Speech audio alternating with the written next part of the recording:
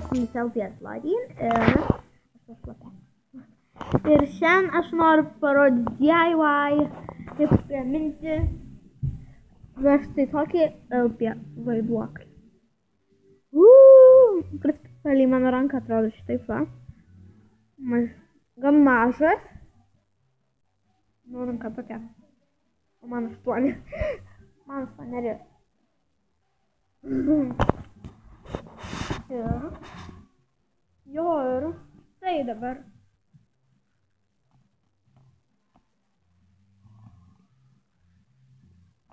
Ir ko reikės, tai 2 lapelių popierinio rankšluosčio ir lombam gumytės. Tai pradėkim, tik aš pirmą išnešu baseiną. Nes aš noriu nusimaudyti prieš Halloweeną. Tam reikia padaryti tai.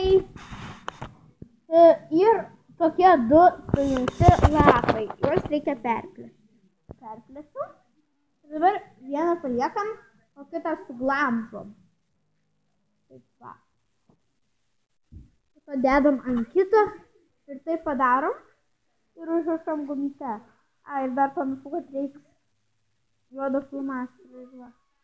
Ranką vieną kartą užrašom. Ir taip gavosi. Toks vaiduoklis. Vėl piesa didesnė.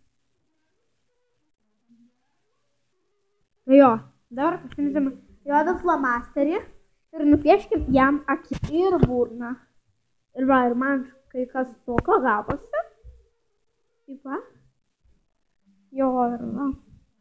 Tiesiog ir dabar mes turim kelis vaiduoklius.